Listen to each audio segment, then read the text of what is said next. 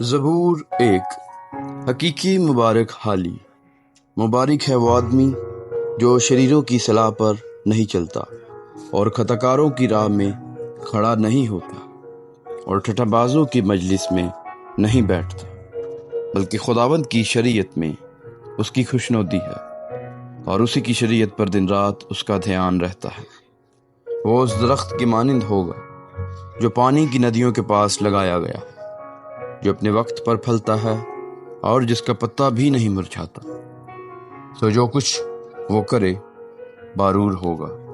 شریر ایسے نہیں، بلکہ وہ بھوسے کی مانند ہیں جسے ہوا اڑا لے جاتی ہے۔ اس لیے شریر عدالت میں قائم نہ رہیں گے، نہ خطا کار صادقوں کی جماعت میں، کیونکہ خداوند صادقوں کی راہ جانتا ہے، پر شریروں کی راہ نابود ہو جائے گی۔